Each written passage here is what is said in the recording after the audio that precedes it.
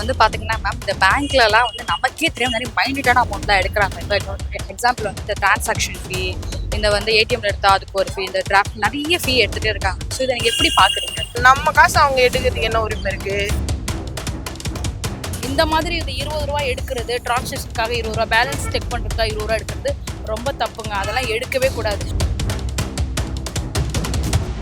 Bank நேம்லாம் நான் வந்து சொல்ல விரும்பல. என்னதான் பண்ணிட்டு இருக்காங்கன்னு தெரியல. நம்மளோட பேமெண்ட்லாம் எடுத்து அவங்களுக்கு சேலரி போட்டு கொடுக்குறாங்களான்னு தெரியல. அவ்வளோ ஒஸ்ட்டாக போயிட்டுருக்கு. மோடி இலவச அக்கௌண்ட் தான் கொடுத்தாங்க, நானும் அதில் தான் இருக்கேன். ஆனால் எனக்கு எப்படி காசு கொடுக்குறாங்க?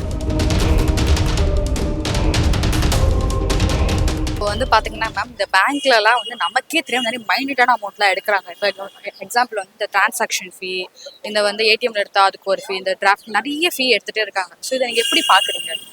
நம்ம கையில வச்சு காசு யூஸ் பண்ணும்போது நம்ம காசு எதுவும் போறது இல்ல. இப்ப வந்து இவரு மோடி வந்து நம்ம எல்லாத்தையும் வந்து அறிவுபூர்வமா நம்ம கொண்டு வரணும் அப்படின்னு சொல்லி நம்ம கிட்ட ஒரு ஒரு ஒரு பொய்யா ஒரு வேஷத்தை காமிச்சிட்டு இப்ப என்ன பண்றாங்க, எல்லாத்துலயும் ஃபீஸ போட்டு போட்டு போட்டு நம்ம கிட்ட எல்லாத்தையும் காசு எடுக்கிறாங்க. நமக்கே தெரியாம ஒண்ணு எடுக்கிறாங்க, தெரிஞ்சு எடுக்கிறாங்க. தெரிஞ்சுன்னா இப்ப 23 ரூபாய் எடுத்துட்டு இருந்தாங்க, அதுவே தப்பு. 23 ரூபாய் ஏடிஎம்ல எடுக்கிறதே பெரிய தப்பு. அதை தாண்டி இப்ப அதையும் 2 ரூபாய் ஏத்தி 25 ரூபாய் ஏத்துறாங்க மார்ச் எண்டுல இருந்து. இப்போ ஏன் அது நம்ம காசு அவங்க எடுக்கிறதுக்கு என்ன உரிமை இருக்கு? நீங்க அப்ப எதுக்கு வரி வாங்கணும்? மக்களுக்கு பொது வேலை செய்யறதுக்கு தான் வரி கொடுக்குறோம். வரியும் வாங்குறீங்க, எல்லா வரியும் வாங்கிட்டு கடைசியில எல்லாத்தையும் வாங்கிட்டு நீங்க என்ன வேலை செய்யறீங்க ஒண்ணுமே புரியல. வேலை செய்யவும்ல, ஒன்னும் செய்யல. ஆனா வந்து வரியும் போடுறீங்க, கடைசியில இந்த ஃபீஸும் அதுலயே போட்டுடுறீங்க. அது ஏன் போடுறாங்க? அப்ப எல்லா பக்கமே நீங்க எடுத்து எடுத்து என்ன பண்றீங்க? ஒண்ணும் பண்றது இல்ல, ஒண்ணும் பண்றது இல்ல. கூட வந்து பேங்க்ல வந்து 3 வாட்டி மேல வந்து அமௌண்ட் எடுத்தா ஆமா. 25 ரூபாய் 25 ரூபாய் எடுக்க போறாங்க. இது நீங்க எப்படி பாக்குறீங்க? தேவையான இதெல்லாம் ரொம்ப முட்டாள்தனம். முட்டாள்தனம்ன்றதை விட நம்ம வந்து ஏமாத்துறாங்க. இந்த மாதிரி 3 வாட்டி எடுத்தா இவ்வளவு amount ஆமா, எடுப்பாங்க. ஒரு நாளைக்கு கூட எடுப்பாங்க, டெய்லி கூட எடுக்கலாம்.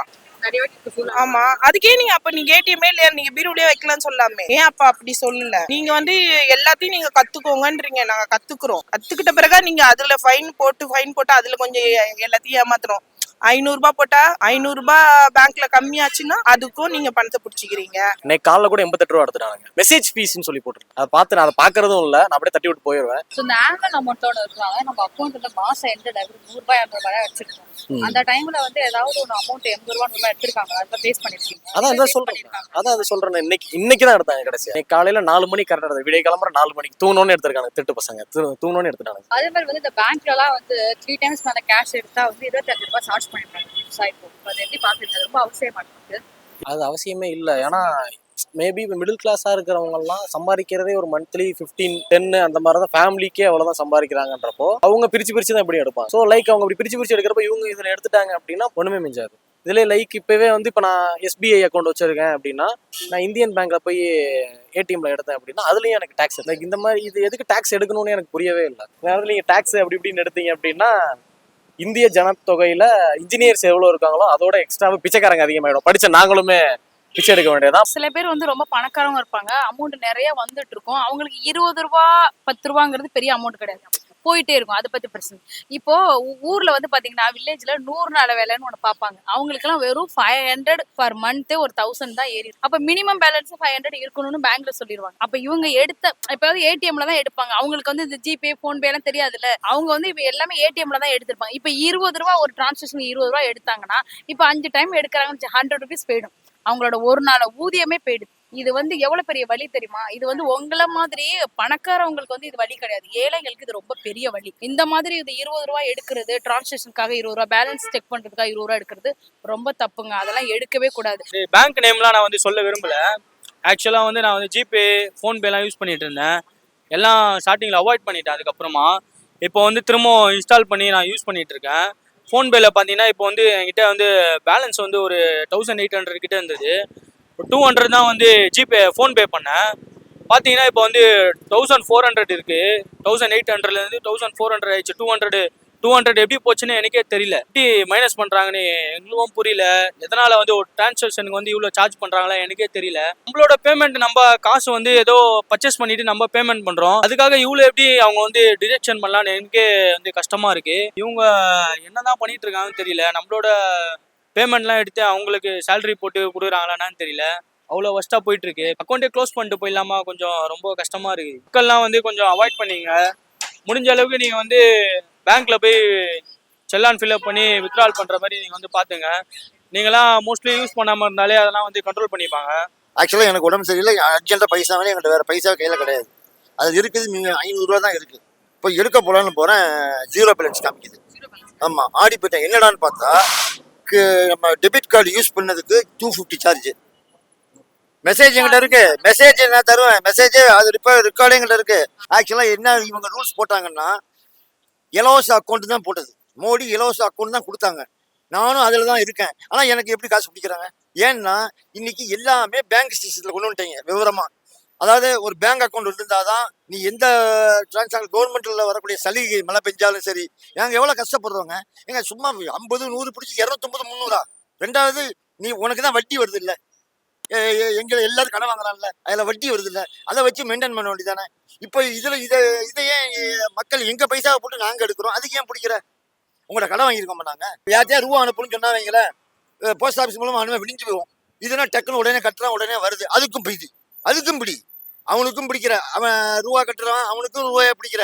எனக்கு அது ரூபா வந்தது பாருங்க அக்கௌண்ட்ல, அதுக்கும் பிடி. பாதுகாப்பு கருதி தான் காவல்துறையே சொல்லுது, கையில ரூபா கொண்டு போத, இங்கே வெளியூர் போகலாம், நீங்க பேங்க்ல போட்டுட்டு கார்டை மாத்திரம் கையில வச்சுங்கோ, இல்லை போன்ல வச்சுங்கோ, நீங்க அதை யூஸ் பண்ணுங்கோ, காவல்துறை அட்வைஸ் பண்றாங்க. கவர்மெண்ட் அட்வைஸ் நீ இப்படி பண்ணிட்டு நாங்க சரி நீ சொல்றதை கேட்டு பாதுகாப்பா இருக்கோம்னு சொல்லி இப்படி போனா நீ இப்படி புடுங்குற.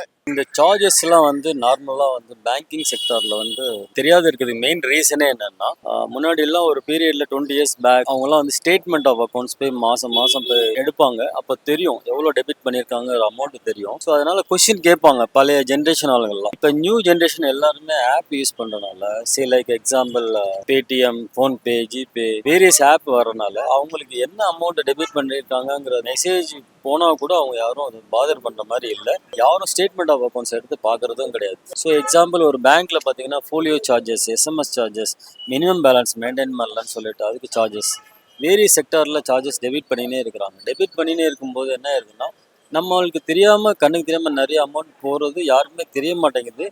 எண்ட் ஆஃப் த டே யாருமே 1 year ரன் பண்ணி ஸ்டேட்மெண்ட் ஈவன் தோ ஐடி கொடுக்குறவங்க கூட அதை பார்க்குறதுக்கு யாருக்குமே டைம் கிடையாது. பிகாஸ் ஆஃப் ஒரு பேங்க் ஸ்டேட்மெண்ட் சேவிங்ஸ் அக்கௌண்ட் எடுத்துட்டிங்கன்னா ஒரு ஆவரேஜாக ஒரு மாதத்துக்கு டிரான்சாக்ஷனே பார்த்தீங்கன்னா 6 பேஜ் 8 பேஜ் ஒரு நார்மல் பர்சனுக்கு. ஏன் பிஸ்னஸ் பீப்புளெலாம் பார்த்தீங்கன்னா பாதி பேர் ஜிபே தான் யூஸ் பண்ணுறாங்க. அப்போ என்ன ஆயிருதுன்னா ஆட்டோமேட்டிக்கலாக ஸ்டேட்மெண்ட் ஆஃப் அக்கௌண்ட்ஸ் பேஜ் நிறையா இன்க்ரீஸ் ஆகுது. ஸ்டேட்மெண்ட் வாங்குறதுக்கும் டைம் இல்லை, அதை பார்க்குறதுக்கும் டைம் இல்லை. ஸோ பேங்கிங் செக்டாரில் என்ன பண்ணலான்னா, என்னுடைய கருத்து வந்து மந்த் ஆன் மந்த்து ஒரு மினி ஸ்டேட்மெண்ட் மாதிரி என்ன டெபிட் பண்ணியிருக்கோமோ அந்த பர்டிகுலர் இதை மாத்திரம் ஒரு கஸ்டமர்ஸுக்கு வாட்ஸ்அப்லேயோ இமெயில்லையோ இல்லை பேங்கிங் வரும்போது அந்த கஸ்டமருக்கு ஒரு பிரிண்ட் அவுட் எடுத்து கொடுக்கலாம். அப்போ ஒரு கஸ்டமர்ஸ்க்கு அவேர்னஸ் கண்டிப்பாக இருக்கும், இவ்வளோ டெபிட் ஆகிருக்குன்னு தெரியும். ஸோ இதை வந்து பேங்கிங் செக்டாரில் பண்ண மாட்டாங்க. ஏன் பண்ண மாட்டாங்கன்னா, அவங்களுக்கு வந்து இதில் பெனிஃபிட் இருக்கிறனால கஸ்டமர்ஸ்க்கு தெரியப்படுத்த மாட்டாங்க. ஸோ பப்ளிக்கும் யாரும் பாதர் பண்ணுற மாதிரி தெரியல, தான் மெயின் பிரச்சனையாக இருக்குது. இப்போ வந்து பேங்க்ல பாத்தீங்கன்னா வந்து ஒரு நாளைக்கு வந்து 3 times வர பேங்க்ல வந்து காசு இருந்தா 25 ரூபாய் சார்ஜ். எஸ் அது ரொம்ப அவசியமா இருக்கு. ஆக்சுவலி நான் வந்து அப்ராடில் ஒரு 10 years இருந்தேன். மஸ்கட், துபாயில் இருந்தேன், ஓமானில். ஸோ அங்கெல்லாம் பார்த்தீங்கன்னா எவ்வளோ வேணால் டெபாசிட் பண்ணலாம், எவ்வளோ வேணால் விட்ரா பண்ணலாம். 1 rupee சார்ஜஸ் கிடையவே கிடையாது. 1 rupee கூட சார்ஜஸ் கிடையாது. பட் இந்தியாவில் number of population, number of users நிறைய பேர் இருக்கிறபோது கஸ்டமர் பேஸ் ஜாஸ்தி, எக்கச்சக்கமான டிரான்சாக்ஷன் நடக்கும்போது பேங்கிங் செக்டாரில் இந்த சின்ன சின்ன அமௌண்ட்ஸ் எல்லாம் வந்து கொஞ்சம் ப்ரொடியூஸ் பண்ணலாம். Instead of debiting huge amount. சரி எக்ஸாம்பிள் ஒரு மினிமம் பேலன்ஸ் மெயின்டைன் பண்ணலாங்கிறதுக்காக வந்து 1300 rupees எல்லாம் ப்ரைவேட் செக்டாரில் கரண்ட் அக்கௌண்ட்டில் டெபிட் பண்ணுறாங்க. பிஸ்னஸ் பண்ணுறவங்க நிறைய பேர் ஸ்ட்ரகிள் பண்ணுறாங்க, இண்டிவிஜுவலும் நிறைய பேர் ஸ்ட்ரகிள் பண்ணுறாங்க. ஸோ அவங்களுக்கு தெரியறது இல்லை மெயின் ரீசனு. ஸோ இதெல்லாம் பேங்கிங் செக்டாரில் கொஞ்சம் அவாய்ட் பண்ணலாம். ப்ளஸ் கொஞ்சம் பெனிஃபிட்ஸ் கொடுக்கலாம் பப்ளிக்கு அண்ட் பிஸ்னஸ் பீப்புளுக்கு. பேங்க்ல வந்து நமக்கே தெரியும் மைனட்டான அமௌண்ட் தான் எடுக்கிறாங்க. இந்த டிரான்சாக்ஷன் ஃபீ, அந்த ஃபீ, ஏடிஎம் ஃபீ நிறைய எடுத்துட்டே இருக்காங்க. இப்போ எக்ஸாம்பிள் என் ஃபோன்லேயே காட்டுறீங்க பாருங்க. அக்கௌண்ட் மெயின்டெனன்ஸ் ஃபீ எடுக்கிறாங்களா, ஏடிஎம் ஃபீ எடுக்கிறாங்க, டிரான்சாக்ஷன் ஃபீ, ரீஃபண்ட் செக் ஃபீ, லேட் பேமெண்ட் கூட ஒரு ஃபீ எடுக்கிறாங்க. அது என்னங்க ஸ்டாப் பேமெண்ட் ஃபீ அதெல்லாம் எடுக்கிறாங்களா? பேலன்ஸ் என்கொயரி ஃபீ அதுவும் ஒன்று இருக்கு. கண்டிப்பா இருக்கு. நிறைய மக்களுக்கு தெரியல அதை பத்தி. இப்போ நம்ம பேலன்ஸ் எவ்வளவு இருக்குன்னு பாக்குறதுக்கே ஒரு ஃபீ பிடிக்கிறாங்களா? இல்ல இவ்வளவு இது உண்மையிலே எடுக்கிறாங்களா? நீங்க எடுக்கிறாங்கிறது எனக்கு நீங்க சொல்லி எனக்கே தெரியுது. இப்போ வந்து நீங்க சொல்ற பார்த்தா இவ்வளவு பல லிஸ்ட் வச்சிருக்கீங்க. எல்லாத்துக்கும் சேர்த்து ஒரு ₹2 பிடிச்சா கூட, ஒரு அக்கௌண்ட்டுக்கு ₹2 பிடிச்சா கூட, அவ்வளோ அக்கௌண்ட் இருக்கு, அவ்வளோ அமௌண்ட். இப்போ எங்க போகுது இந்த அமௌண்ட்லாம்? அது எதுவும் சொல்றாங்களா? ஓ, கவர்மெண்ட்டுக்கே போதா? இது ஆக்சுவலி எனக்கு ஒரு அவேர்னஸா இருக்கு. நான் இனிமே உட்காந்து ஸ்டேட்மெண்ட்லாம் எடுத்து பார்க்கணும். என்னென்ன அமௌண்ட் என்னென்ன வந்திருக்கு, எவ்வளோ எடுத்திருக்காங்க. இப்போ திருப்பி சொல்றேன், ₹2 இருக்கட்டும், ₹20 இருக்கட்டும், ₹200 இருக்கட்டும், ₹2000 இருக்கட்டும், எவ்வளோ பெரிய அமௌண்ட், எவ்வளோ சின்ன அமௌண்ட் பிரச்சனை இல்லை. என்ன அமௌண்ட் எடுத்தாலுமே அதுக்குள்ள ப்ராப்பர் இன்ஃபர்மேஷன் நம்ம கேட்க ஆரம்பிச்சாதான், எப்போ நம்ம கேட்க ஆரம்பிச்சாதான் அவங்க வந்து உஷாராவாங்க. நம்ம கேட்காத வரைக்கும் அவங்க வந்து சரி ₹2 தானே எடுக்கிறோம் அப்படி சொல்லிட்டு பிரச்சனை இல்லை. நீங்களும் ₹2 தான் விடுறீங்க அப்படின்னா, ஒரு 2 கோடி பேர்கிட்ட ₹2 எடுக்கிறாங்கன்னா அது ₹4 கோடி ஆகும். ஸோ அந்த மாதிரி நம்ம கொஞ்சம் இன்னும் கொஞ்சம் மெச்சூரிட்டியா, இன்னும் கொஞ்சம் விழிப்புணர்வா வேலை பார்க்கணும்னு நினைக்கிறேன்.